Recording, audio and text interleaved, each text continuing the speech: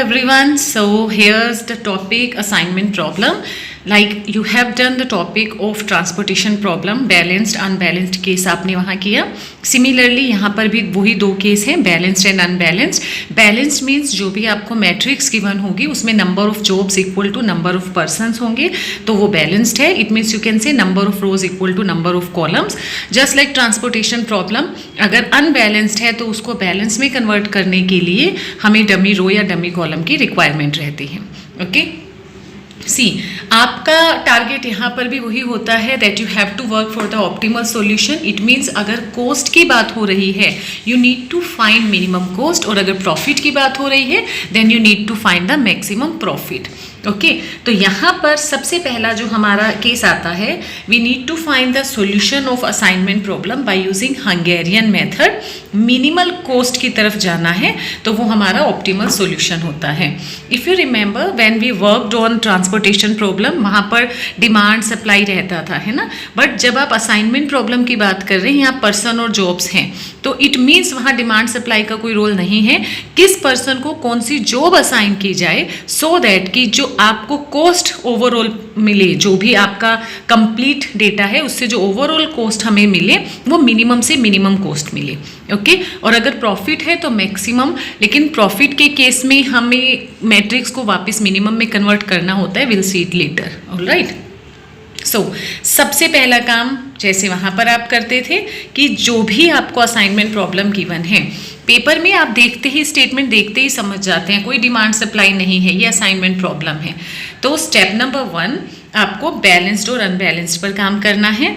तो अगर आपके पास नंबर ऑफ रोज 1 2 3 4 5 इक्वल है नंबर ऑफ कॉलम की 1 2 3 4 5, so the given problem is balanced. Okay अब सबसे पहला स्टेप क्या होता है, यहाँ पर बैलेंस अनबैलेंस चेक कर लिया, उसके बाद हम काम करते हैं row reduction. What do you mean by row reduction? इसका मतलब होगा जो भी आपको मैट्रिक्स गिवन है उस मैट्रिक्स में आपको हर रो पर काम करना है.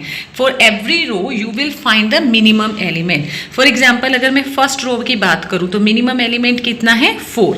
आपने फर्स्ट रो जब देखी इट इज़ 12 5 5 4 एंड 10. तो मिनिमम एलिमेंट को आप मार्क कर लो, ये रहा मिनिमम एलिमेंट. ठीक है, इसी तरह जितनी भी रो थी उन सब रो में मिनिमम एलिमेंट हमें देखना है 1 by 1. तो जो मिनिमम एलिमेंट आपने मार्क किया है पूरी रो में से उस मिनिमम एलिमेंट को आपने सब्ट्रैक्ट करना है, यानी कि कंप्लीट रो आपको मिनिमम एलिमेंट -8 में से सब्ट्रैक्ट करना है.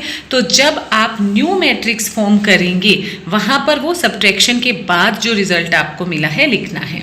ठीक है, जैसे अगर मैं यहाँ पर देखती हूँ ये 4 हमारा मिनिमम एलिमेंट था, तो 12 - 4 इट इज़ 8, 5 - 4 1, 5 - 4 1, 4 - 4 0, 10 - 4 6. ये फर्स्ट रो के लिए हुआ. कुछ स्टूडेंट क्या मिस्टेक करते हैं कि एक जो मिनिमम एलिमेंट है वही पूरी रो में से सब्ट्रैक्ट करते हैं. ऐसा नहीं है, सारी रोज में अलग अलग मिनिमम एलिमेंट आपको फाइंड आउट करना है और फिर उसको 1 by 1 सब में से सब्ट्रैक्ट करते जाना है. अभी फर्स्ट रो का डन हुआ. नाउ कम टू सेकेंड रो.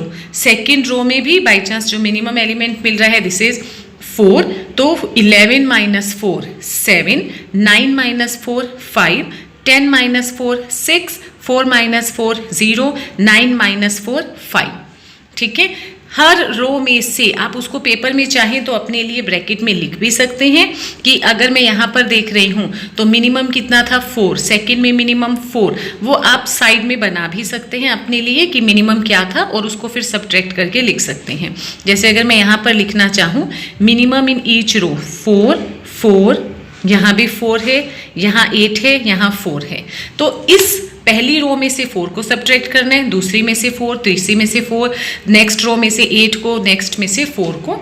तो वो जब आप कंप्लीट सब्ट्रैक्शन के बाद मैट्रिक्स दे रहे हैं ये आपका रो रिडक्शन का स्टेप कंप्लीट हुआ. ठीक है, after that we come to step of column reduction. Column reduction पर जब आप काम करेंगे आपको इसी मैट्रिक्स पर काम करना है. अब प्रीवियस वन पर नहीं जाना, जो स्टेटमेंट वाली मैट्रिक्स थी उस पर नहीं जाना, जो मैट्रिक्स मिलती जा रही हैं उस पर नया स्टेप आप अप्लाई करते जाते हैं. तो अगर अब मैं यहाँ पर देखूँ फर्स्ट कॉलम में what is minimum element, it is 1. ठीक है, it means complete first column में से 1 आपको सब्ट्रैक्ट करना था। तो 8 - 1 7, 7 - 1 6, 5 - 1 4, 3 - 1 2, 1 - 1 0।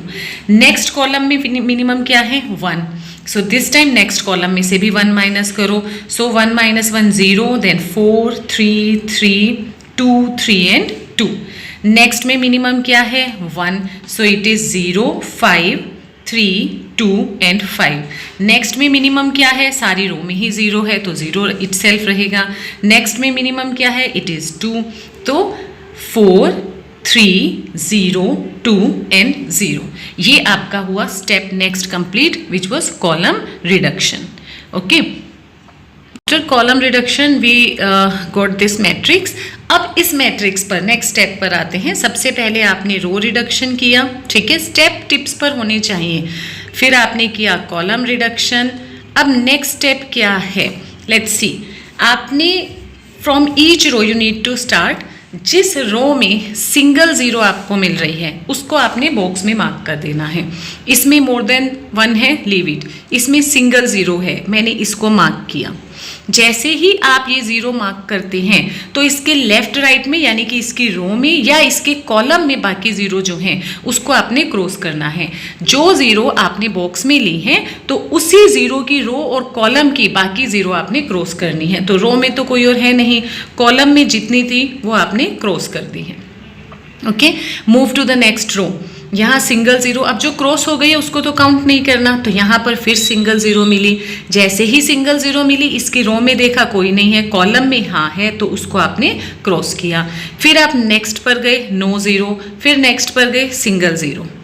ओके, जब आपने रो वाइज प्रोसीजर कंप्लीट किया, अब कॉलम वाइज आ जाते हैं। फर्स्ट में सिंगल 0 है वो मार्क्ड है, सेकंड कॉलम में सिंगल 0 है तो उसको मार्क किया। तो फिर इधर कोई रो या कॉलम में 0 है उसको क्रॉस करना है, ये हो गया।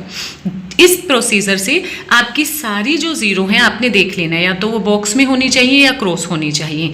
रो से स्टार्ट करना है, रो जब कंप्लीट हो जाते हैं फिर कॉलम पर आना है। प्रोसीजर सेम है, जहां सिंगल है उसको मार्क करेंगे और उसकी रो और कॉलम की बाकी 0 को क्रॉस करना है।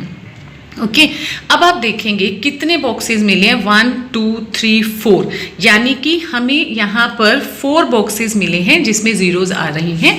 इसको कहा जा रहा है कि आपको 4 असाइनमेंट्स मिल चुके हैं। लाइक पर्सन्स थे 1 2 3 4 एंड 5 पर्सन्स वर देयर।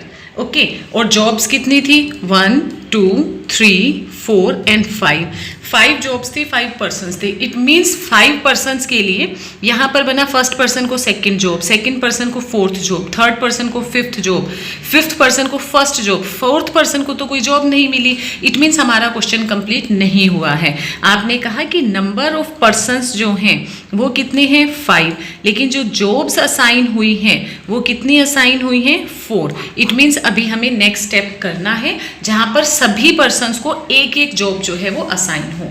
तो अब अगला स्टेप क्या करना है, आपको रो देखनी है, कौन सी रो जिसमें एक भी बॉक्स नहीं है, row with no box, no marked 0, वो रो आपने टिक करनी है। ठीक है, इसमें मार्क्ड 0 है यानी कि बॉक्स है, इसमें भी है, इसमें भी है, इसमें नहीं है। ठीक है, तो उस रो को जिसमें कोई भी बॉक्स नहीं है आपने उसको टिक किया। सबसे पहले आपने क्या लिया, रो ली है जिसमें कोई भी बॉक्स नहीं है। ठीक है, अब उस रो में जहां पर आपने मार्क किया है उस रो में बॉक्स कोई नहीं है, लेकिन 0 जहां पर भी थी उस 0 को आपने देखना है और उस 0 का जो कॉलम है उसको मार्क करना है। 0 यहाँ पड़ी है, इसमें क्रॉस्ड 0 है ये, तो इसका कॉलम ये है, उस कॉलम को आपने किया मार्क। तो रो के बाद हम उसी रो के कॉलम में जाते हैं। अब उस कॉलम पर ही रहिए, उस कॉलम में 0 कहाँ कहाँ है, जो बॉक्स में है। देखो, बॉक्स से शुरू करना था और बॉक्स पर ही ख़त्म करना है। वो रो लेनी है जिसमें एक भी बॉक्स नहीं था, फिर उस रो में जीरो कहाँ पड़ी है, उस जीरो वाले कॉलम को टिक करो। अब वापस उस कॉलम में अगेन रो पर आना है जिसमें देखो यहाँ पर था फर्स्ट में जिसमें कोई भी बॉक्स नहीं है वो टिक करना था, लेकिन लास्ट स्टेप में जब आप आते हैं उस रो को देखो जिसमें बॉक्स है, तो इस कॉलम में बॉक्स कहाँ पर है, यहाँ पर है, तो इसको आपने टिक किया है। ठीक है, ये 3 चीज़ें ध्यान रखनी है क्योंकि यही स्टेप है जो मेन है, बाकी तो फिर उसके बाद का अगला स्टेप इसी पर डिपेंड करेगा। आपने रो से शुरू करना है। Select the row which is having no mark zero, जिसमें बॉक्स नहीं है। उस रो में अगर जीरो है तो उसके कॉलम को सिलेक्ट कर लो। सपोज यहाँ भी एक जीरो होती तो एक कॉलम यहाँ भी आ जाता, और उस कॉलम में फिर वापस बॉक्स कहाँ है और उस रो को आपने टिक किया है। ठीक है, अब अगला स्टेप क्या है, आपने क्या करना है, आपने अनटिक रो कौन कौन सी है, एक है ये वाली, एक ये, उनमें क्रॉस डाल दीजिए। ठीक है, जो अनटिक रो है और टिक कॉलम है, you have to take untick row and tick column, तो उनको आपने कट कर देना है। मैंने ये untick row 1 2 3 and tick column इनको कर दिया कट। ठीक है, ये स्टेप एक बार ध्यान से ट्राई करना, मतलब इतना डिफिकल्ट नहीं है, you can do it very easily, सिर्फ थोड़ा सा समझने हैं आपने किस तरह ये आपको बता रही हूँ। उसके अगला क्या स्टेप है, you have to find minimum element from uncovered का मतलब जो लाइन में कहीं भी नहीं आए हैं। ठीक है, जो लाइन में कहीं पर भी नहीं आए हैं वो अनकवर्ड हैं, जैसे 6 4 5 3 2 3 2 2, ये कहीं किसी भी लाइन में आपने देखा है लाइन में नहीं है, तो ये आपके अनकवर्ड हैं। इसमें से आपको मिनिमम सिलेक्ट करना है, कितना है मिनिमम 2। अनकवर्ड एलिमेंट में से मिनिमम फाइंड किया, वो कितना है 2। ये जो आपने मिनिमम एलिमेंट सिलेक्ट किया है, अब वर्डिंग ध्यान रखना है, अनकवर्ड एलिमेंट में से इसको आपको सब्ट्रैक्ट करना है और जो इंटरसेक्टिंग पॉइंट थे वहां पर आपको ऐड करना है। अनकवर्ड का मतलब यही 6 4 5, इनमें से इस 2 को सब्ट्रैक्ट कर दो। इंटरसेक्टिंग का मतलब जहां पर रो जो आपस में कट करके प्लस का साइन बना रही है, जैसे ये इंटरसेक्टिंग है, ये इंटरसेक्टिंग है, ये इंटरसेक्टिंग है, इंटरसेक्टिंग में इसको ऐड करना है। तो क्या मैट्रिक्स मिलेगी आपको, लेट्स सी। ये हम दोबारा ड्रॉ कर रहे हैं, तो 7 0 0 इसमें ऐड करना है, तो ये 2 4 7 0 0 2 4 ये ऐड करने के बाद आया। अगली अनकवर्ड है, इसमें से सब्ट्रैक्ट करने हैं, तो 6 में से 2 4 देन 2 3 4 2 3, ये तो लेना नहीं क्योंकि लाइन के नीचे आ गया, तो ये 0 एज इट इज, और 3 - 2 1। फिर नेक्स्ट जो रो है 4 2 3, इसको एज इट इज़ क्योंकि ये तो कवर्ड है, 4 2 3 एज इट इज़। फिर ये इंटरसेक्टिंग आया तो इसमें प्लस कर दिया 2 एंड 0। देन ये अनकवर्ड है तो इसमें से भी 2 सब्ट्रैक्ट करेंगे, सो 0 1 0 0 0, सो इट इज़ 0 1 0 0 0।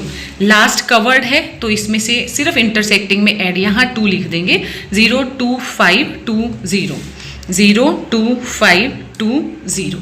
ठीक है, अब वही प्रोसीजर दोबारा करना है हमें असाइन करने का।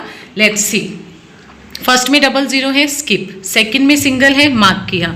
जैसे ही इसको मार्क किया, इसके कॉलम में अगर कुछ और या रो में आ रहा है वो कट कर दो।